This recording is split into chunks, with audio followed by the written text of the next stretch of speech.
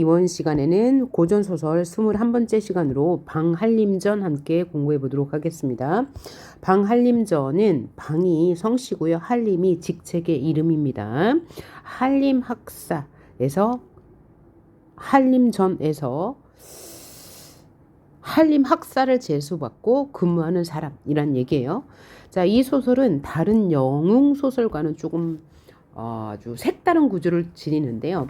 왜냐하면 방한림이 여성인데 한림이라는 직책을 얻었기 때문이에요. 그래서 이 19세기에 지어졌지만 여성들이 얼마나 사회에 대한 진출 욕구가 많았는지를 반영한 소설이라고 하겠습니다. 그리고 보통 이 방한림이 여성이지만 남장을 하고 평생 남자처럼 지내는데 다른 소설들에서는 여성이 남장을 할 때는 이유가 있었죠. 그 이유는 뭐예요? 위기를 벗어나기 위해서요. 하지만 이 소설에 등장하는 방한림은 스스로 남장을 선택했다는 점에서 좀 다른 구조로 할 수 있고요. 이 남장을 한 여성이 여성과 결혼하는 이야기예요. 조금 소재가 독특하죠. 이러한 남장을 한 방한림과 결혼하는 여자는 영해빙인데요. 원래는 둘 다 선관이었습니다. 선관, 하늘의 신선이었는데 둘이 죄를 짓고 이 세상에 태어나서 다시 부부의 연을 맺는 건데 실제로는 부부가 아닌 거죠. 둘 다 여자이니까요. 둘 다 여자인 줄 알고 그런 삶을 선택했다는 점에서 여성들의 주체적인 삶이 더욱더 돋보이는 소설이 되겠습니다. 그리고 방한림은 영웅적 활약도 하게 되죠. 방한림이 여성이긴 하지만 남성 영웅과 비슷한 삶을 살게 되는데요. 따라서 영웅의 일대기 구조에 따라서 이야기를 읽어가시면 되는데 단 방한림은 스스로 남장을 하고 평생 남자의 신분으로 산다라는 것만 기억해 두시면 되겠습니다.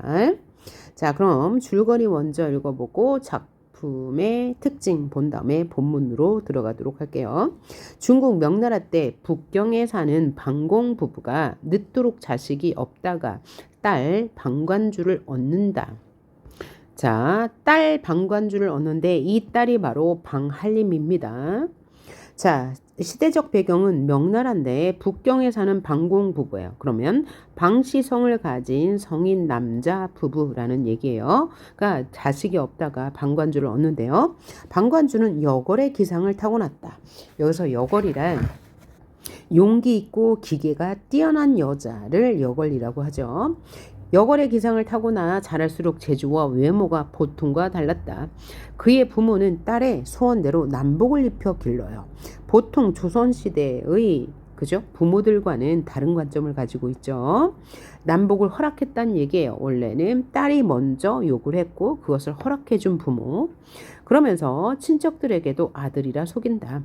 8세 때 부모를 잃은 방관주는 남자로 처신하여 왜냐하면 자신은 부모가 돌아가신 이 가문의 명예를 잇고 싶기도 하고 또 하나는 이 부모들의 제사도 지내야 하잖아요. 조선시대 여성은 결혼하게 되면 남성 집안의 법을 따라야 하기 때문에 여성 집안의 그 부모에게는 제사를 지낼 수가 없잖아요.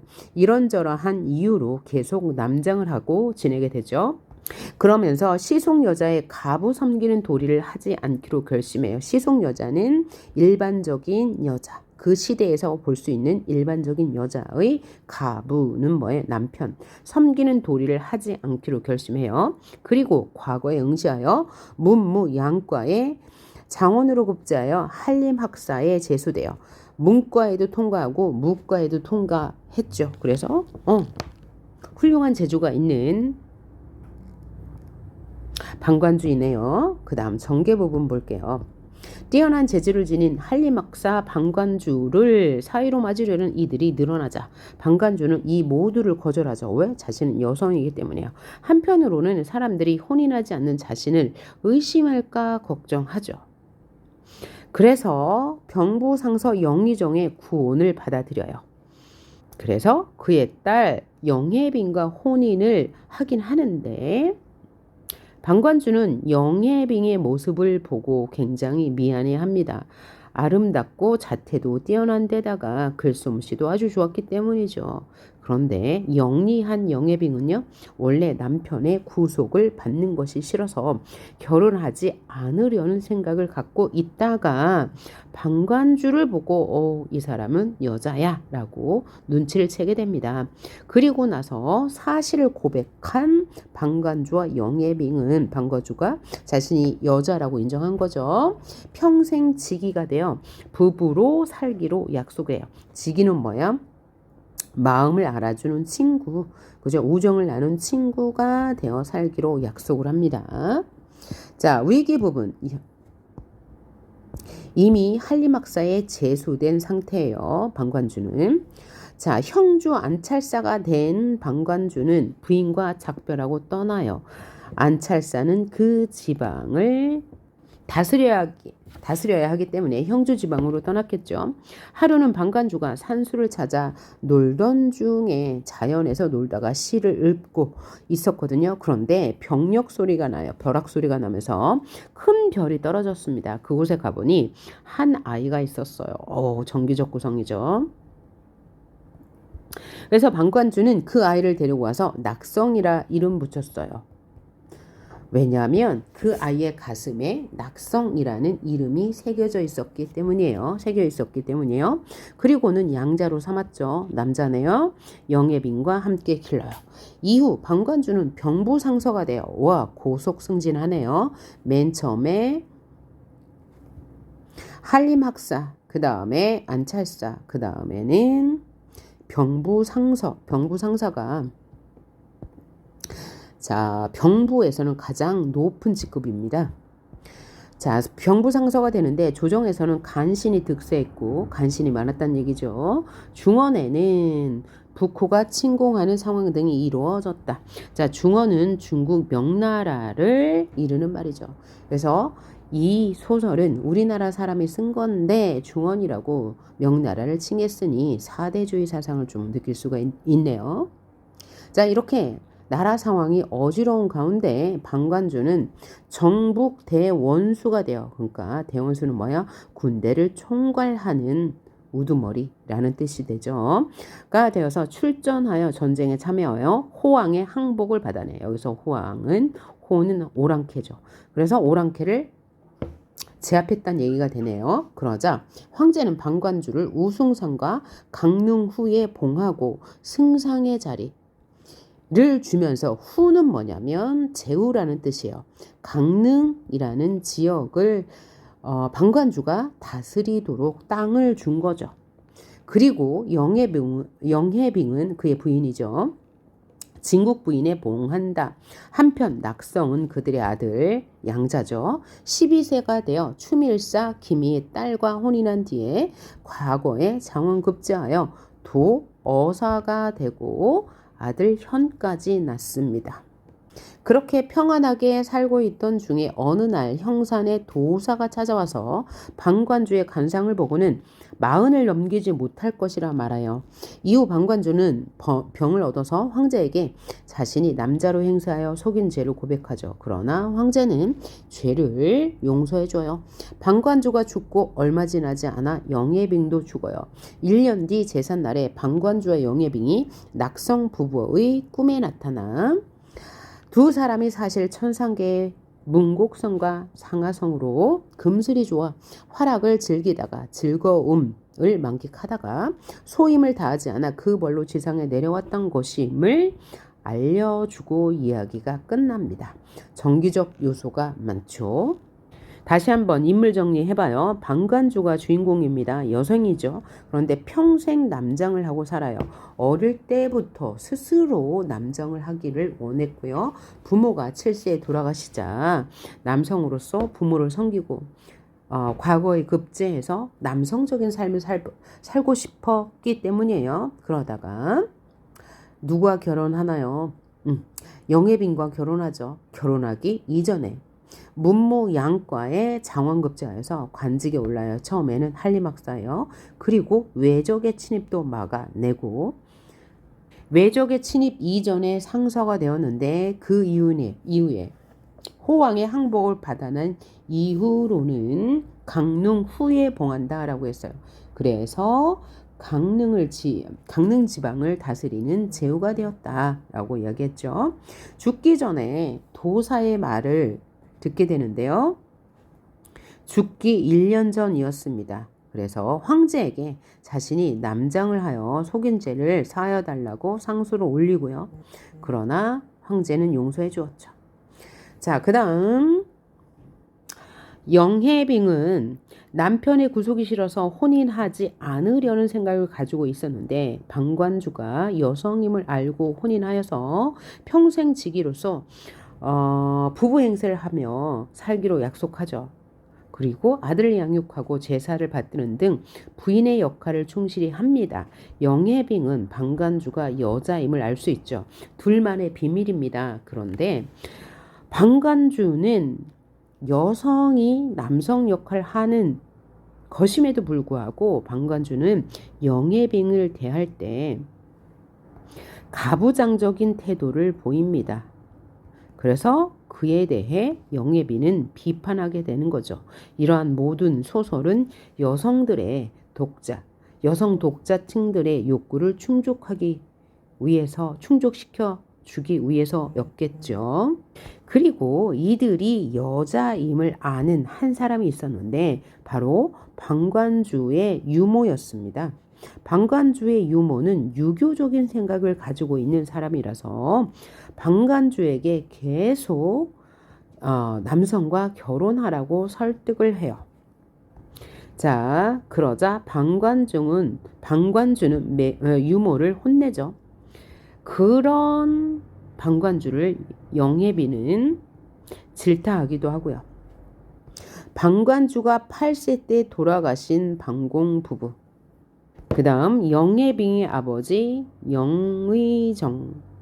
영의정이 직책 이름이 아니고 사람 이름이고요. 영의정의 직책은 병부 상서였습니다. 꽤 높은 집안이죠.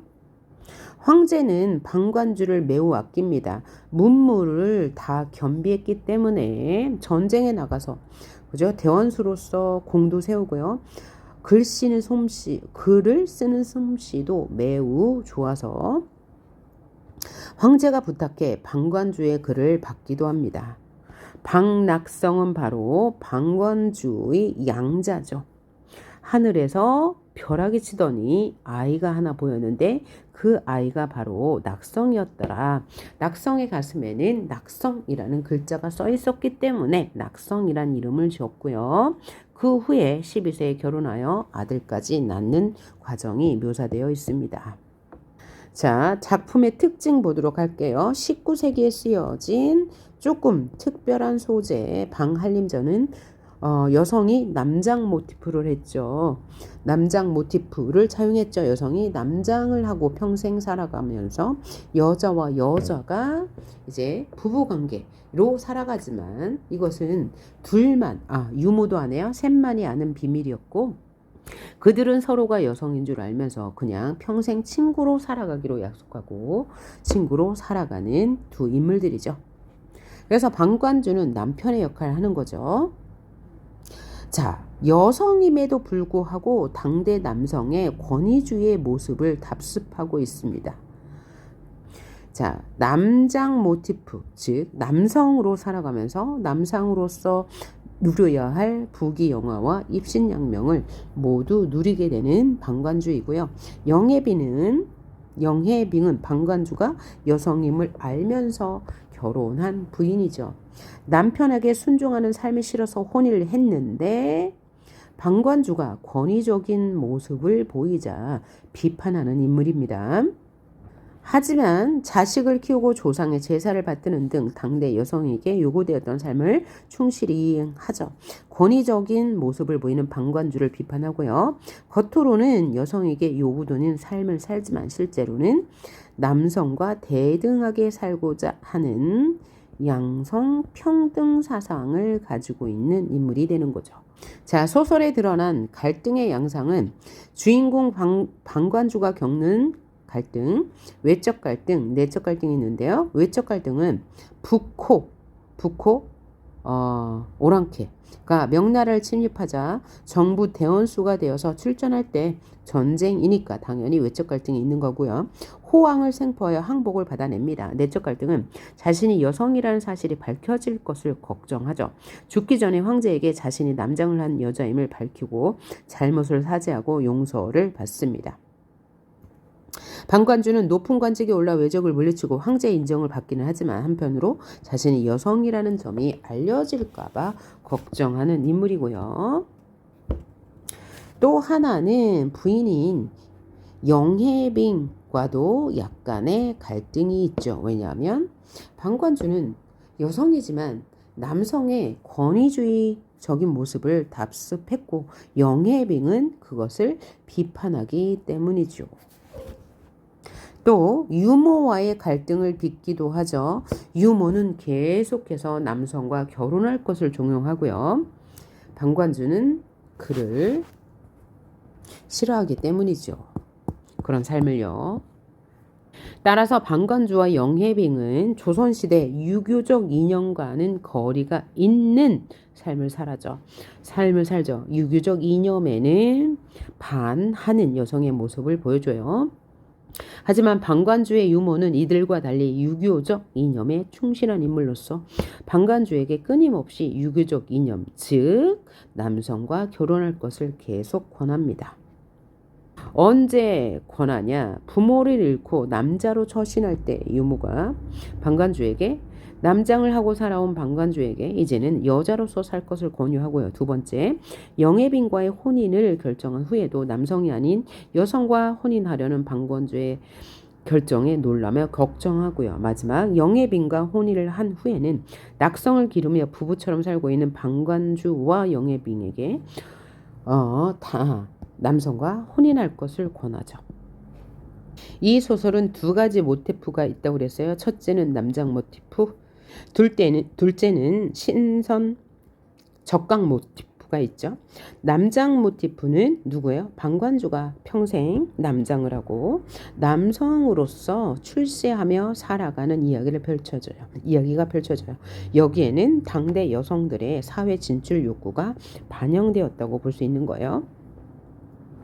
다른 영웅 소설들에서 이야기 중간에 주인공이 여성임이 밝혀지는 경우가 100%예요. 그것과 달리 주인공 방관주는 죽을 때까지 남자로 행세하다가 스스로 자신이 여성임을 밝히고 황제에게 사죄하는 장면이 나타나죠.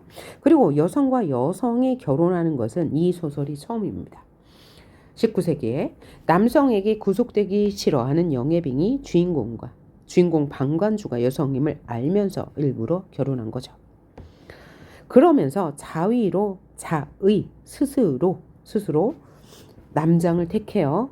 위기에 처해 어쩔 수 없이 남장을 한 것이 아니라 일반적인 고전 소설에서는 억지로 혼인하는 것을 피하기 위해서 혹은 부모의 결정에 의해서 혹은 고난을 극복하기 위해서 남장을 하지만 방한림은 그렇지 않죠.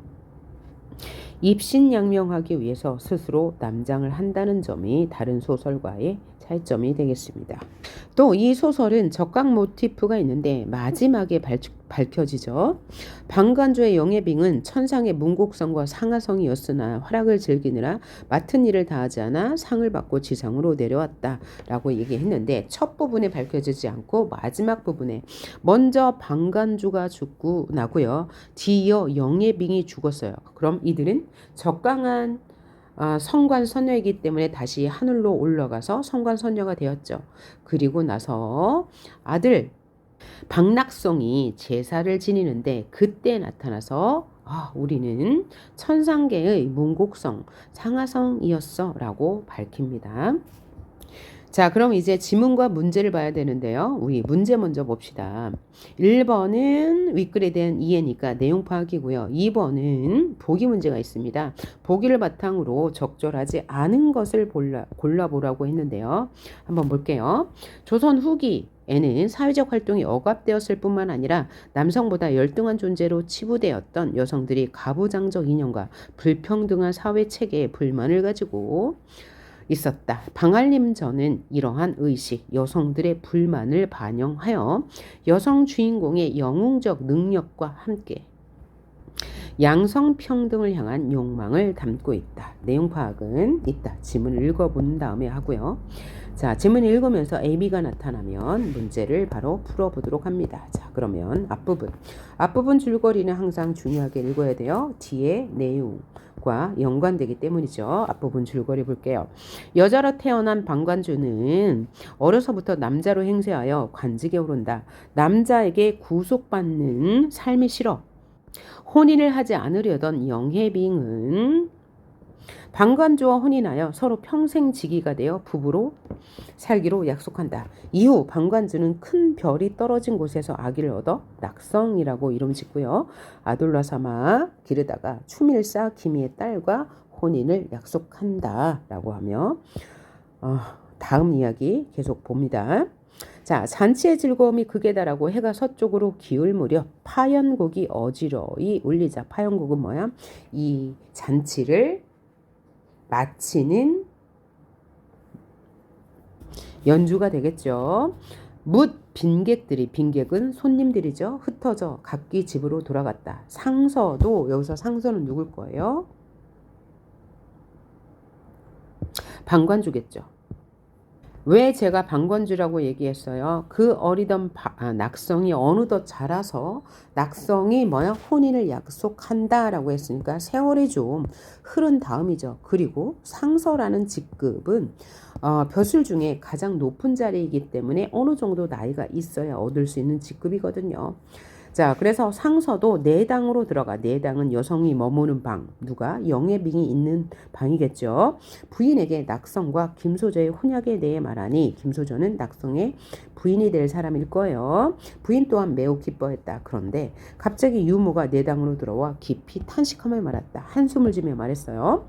상공과 부인께서 매사 이렇게 즐거워하시는데 이는 바로 기둥에 이미 불이 붙었는데도 제비와 참새는 그것도 모르고 오히려 즐거워하는 것과 흡사합니다. 뭘 비유한 거예요? 제비와 참새는 상공과 부인, 즉 방관주와 영애빙을 말하는 거겠죠.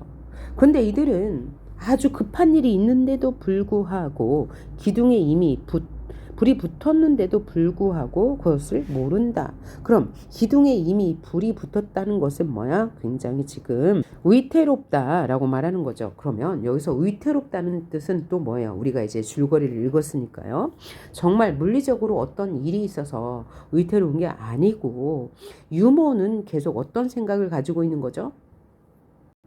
유교적인 생각을 가지고 있는 거예요. 유교적인 입장에서 여성과 여성이 결혼한 것은 너무나 그죠? 맞지 않는 일이잖아요. 그러니까 남성과 결혼해야 한다고 지금 또 이야기하고 있는 거예요. 세상에 있는 모든 것들은 이름이 있고 초목곰수라 초목곰수도 음양이 서로 어울리는 것이 떳떳하다. 그럼 초목은 뭐야? 자연, 금수, 동물도 다 음양이 있다는 것은 뭐죠? 음이 남성이라면 양은 여성을 말해요. 그러니까 남성과 여성이 어울려 살아야 한다라는 것을 이렇게 빗대어 말한 거고요. 상공과 부인은 20살이 넘었음에도 자연의 섭리와 인륜을 저버리고 계십니다. 젊고 아름다운 두 분의 얼굴이 아깝기도 하거니와 위로 늙으신 부모님께서 돌아가신 후에 제사를 받들 자손이 없을까 근심스럽습니다. 라고 말했어요. 그러니까 뭐야? 제사도 지내야 하고 음양의 조화도 지켜야 하니 뭐야? 남성과 결혼해라 이런 말이죠.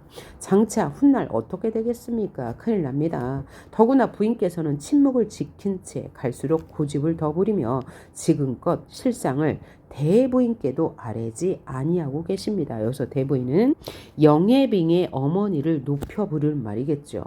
그리고 한결같이 그대로 주표를 감추어. 여기서 주표는 뭐냐면 자, 조선시대에는 여성의 정절을 중시했어요. 그래서 여자의 팔에 꾀꼬리의 피로 문신을 해놓는데요. 그런데 이렇게 문신한 자국이요 결혼을 하면 없어진다고 하네요. 이런 게 그러니까 남성과 결혼을 하지 않았으니까 아직까지 팔에 남아있겠죠. 그것을 감추면서 스스로 자식을 낳지 못하는 것처럼 하시니 어찌 괴이하지 않겠습니까? 왜냐하면 자, 아들이 있긴 있죠. 아들은 방낙성이에요. 근데 그를 그 이들 부부가 난 것처럼 하지 않고 양자로 들였다고 했으니까 아직 자식이 없는 거예요. 낳은 자식은요. 바라건대 두 분 주인께서는 짐짓 좋은 꾀로서 훌륭한 군자를 얻어 황영의 자매처럼 지내는 것이 어떻습니까? 라고 했어요. 그러면 여기서 황영은 중국 고사에 나오는 인물로 황영은 자매지간인데요. 한 남자와 결혼했다고 합니다. 자매가요. 한 남자랑 결혼했대요. 그러니까 그들처럼 한 남자를 섬겨라. 그래서 자매처럼 살아라. 라는 이야기죠. 오, 지금 생각하면 너무나 끔찍한 얘기인데요. 그죠? 첩이 두 부인의 실상을 누설하고 싶었대요. 이런 비밀을 알리고 싶었대요. 그런데 상공께서, 여기서 상공은 누구예요? 방알림을 높여 부르는 말입니다. 자, 남자를 높여 부르는 말이 상공이에요. 께서 하도 강고하시다. 뜻이 굳다. 그래서 발설하지 못하고 지금까지 입을 다물고 있습니다만 어찌 제 마음이 애달프지 않겠습니까? 정말 애달픕니다. 어린 공자는 낙성이죠. 오래지 않아 부인을 얻게 될 건데, 그렇죠? 혼인을 약조했다고 했죠. 위에서 상공과 부인께서는 언제쯤이 되어야 일륜을 차리려 하십니까? 일륜을 차리는 것은 바로 음양의 조화를 지키는 것이죠. 즉 남성과 결혼하는 것이에요. 그랬더니 유모가 말하는 동안 부인은, 여기서 부인은 영예빙이 되겠죠. 반짝반짝 빛나는 수려한 눈동자를 알았어요. 그러면 뭐야? 그 이야기에 순종하는 것처럼 순종적인 태도를 보이는 거죠. 그죠? 아름다운 눈썹을 찡그리며 정색을 한 채 묵묵히 듣고 있었는데, 그런데 상선은, 여기서 상선은 방알림이죠. 남장을 한 방알림은 두 눈을 부릅뜨고 꾸짖으면서 말했어요. 누구를? 유모를요. 할미는 어찌 그런 괴로운 말로 즐거운 기분을 상하게 하고 다른 사람들이 우리를 더욱 의심하게 하는가? 만일 우리와 관련해서 괴이한 소문이 떠돌게 된다면 그건 바로 네 짓이니 비록 나를 젖먹여 품속에서 기른 은혜가 있을지라도 결코 용서하지 않겠어 라고 말했죠. 이건 누구의 말이에요? 방알림이 유모를 질책하는 말이죠. 유모가 자꾸 유교 사상을 지켜라, 음양의 조화를 지켜라 라고 말했기 때문이죠. 자, 그럼 여기 A 부분이 있었으니까 지금 시험이라고 생각하고요. A 부분 나온 문제 바로 처리해 봅니다. 자, A, B에 대한 설명으로 가장 적절한 것은 A에 해당하는 것만 고르면 되겠죠. A는 B와 달리 있다 보고요. 자신에 의해 상대가 얻은 바를 강조하고 있다. 아니죠. A는 상대가 얻은, 그죠? 자신에 의해 상대가 얻은 바가 없습니다. 그 다음 B는 A와 달리야. 그러면 A만 봅시다. A는 상대의 행위로 초래될 결과를 우려하고 있지 않다라고 했으니까 얘는 틀린 말이죠. A와 달리라고 했으니까요. 3번 A와 B는 있다 보고요. 모두 상대의 발언을 문제 삼아 힐책하고 있다. A는 지금 힐책하고 있죠. 힐책이 뭐예요? 책망한다, 혼낸다 이런 뜻입니다. 일단 A는 맞아요. A와 B는 모두 상황을 가정했네요. A는 가정했죠. 네가 만약 누설하면 이라고 했어요. 그러면서 경고했죠. 비록 자신을 품속에서부터, 그죠, 먹여 살리며 길렀을지라도 괴이한 소문이 떠돌게 되면 용서하지 않겠다라고 말했고, 맞죠? 그 다음 A와 B는, A만 보면 모두 과거에 자신이 상대에게 받은 은혜, 자, 은혜를 언급하고 있네요. A 뭐라고요? 자신을 길렀다고 했으니까 맞는 말. 자, 본문으로 돌아와서 계속해서 본문 읽어봐요. 상서가 말을 마친 후 버들 같은 눈썹을 치켜 세우고 왈칵 성을 내니 유모는 어쩔 수 없이 물러나 앉았다. 이에 부인 영예빙이 냉소를 머금은 채, 냉소 비웃음이죠. 상서에게 천천히 말했다. 왜냐하면 이 상서의 태도가 마음에 들지 않았기 때문이죠. 문백형은 어찌 우연한 일을 가지고 이렇듯 심하게 유모를 꾸짖으시나요? 그랬어. 그러면 지금 영예빙이 방관주에게 말하는데 뭐라고 말했어요? 문백형이라고 했어요. 문백이 방관주의 본래 이름이죠. 유머는 오로지 주인을 위한 충성심으로 그런 말을 한 건데 또한 아름답지 아니하오? 그 마음이 예쁜데 왜 질책했냐라고 말하죠. 그랬더니 상서 방관주가 봉황 같은 눈을 흘겨뜨고 영씨를 자세히 들여다보면서 아주 매서운 눈초리로 들여다봤겠죠. 이제 부인은 여자의 도리를 알 텐데 어찌 가장의 자를 함부로 부르는가? 여기서 가장 자신이죠. 그죠? 자신은 지금 남자 역할로서 가장인데 왜 이름을 함부로 불러? 라고 하면서 무슨 태도? 권위적 태도를 보이고 있죠. 권위주의적 태도를 보여요. 내가 오히려 묘조라 알았는데 과연 부인의 일이 옳다고 할 수 있는가? 라고 물었어요. 내가 오히려 너의 자, 그죠? 영예빙의 자인 이름 묘주를 알고 있으면서도 부르지 않았는데 부인이 어찌 남편의 이름을 함부로 부르니? 라고 말했더니 영부인이 낭낭하게 웃더라. 기가 막힌 웃음이겠죠. 왜요? 같은 여잔데 자기를 이렇게 무시하니까요. 그래서 여기까지 읽었고요. 중략 부분 줄거리 볼까요? 방관주는 나라를 침입한 오랑캐를 무찌르고 돌아와 승상이 된다. 또 진급했네요. 경의 문장과 필법을 익히 알고 있었다라고 했어요. 경이라고 할 때는 누구의 말인 거예요? 이것은 황제의 말이에요. 황제가 신하를 높여 부르는 말이니까요. 알고 있었지만 이토록 기이하고 아름다운 줄은 미처 몰랐노라. 오래전부터 이런 문장을 얻어 금자로 새기고자 했지만 뜻을 실현할 수 없었는데 오늘에야 소원을 이루었도다. 무엇으로 경이 공에 보답하리요. 금자로 새기고자 했다라는 것은 이 글자를 아주 멋지게 액자 같은 거 그런 표구 해서 장식해 놓고 싶었다라는 말이에요. 그랬더니 승상이 정색을 하고 여기서 승상은 방관주겠죠. 말하기를 폐하께서 용렬한 신의 재주를 과히 칭찬하시니 용렬하다 부족하다라는 얘기겠죠.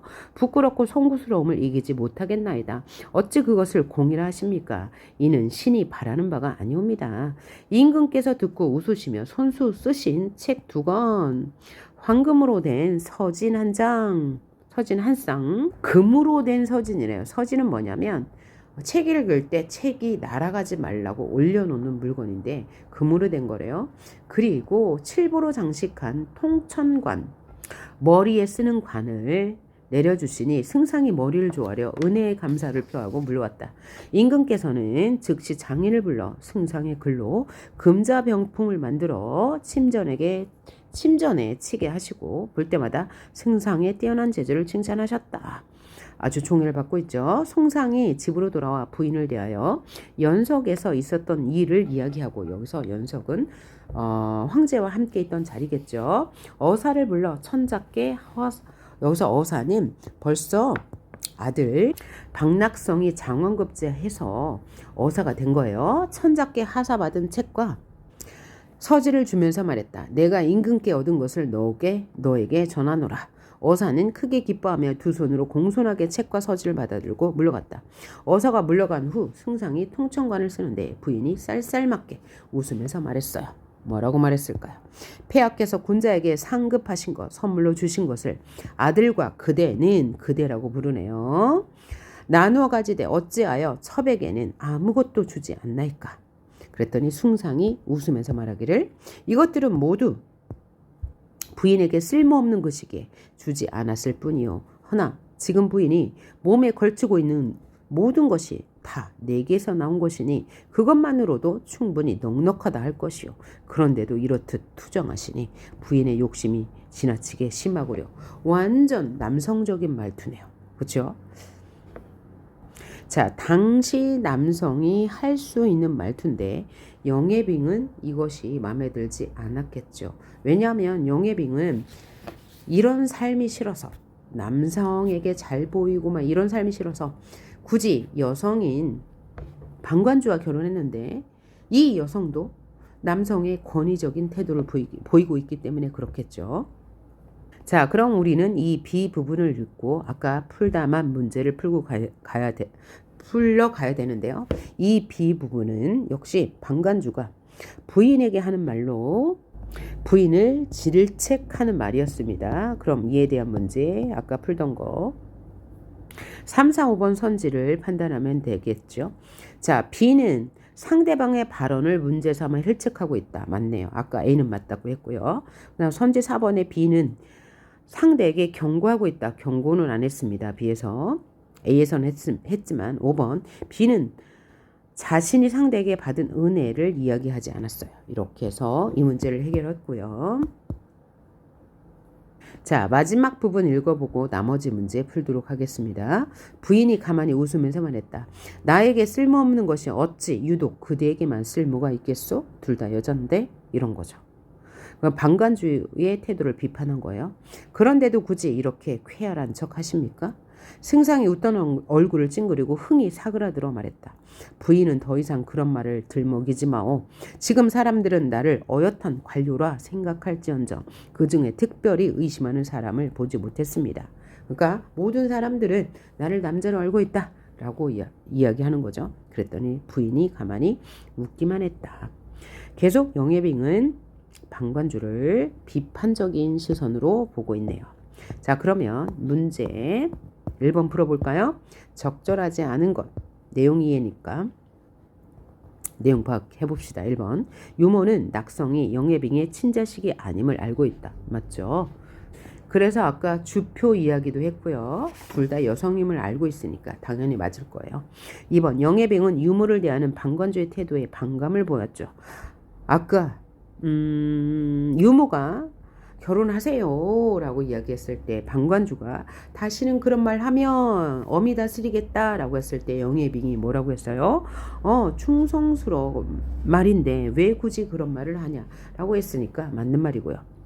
선지 3번. 낙성은 방관주가 전해준 천자의 선물에 크게 기뻐했죠.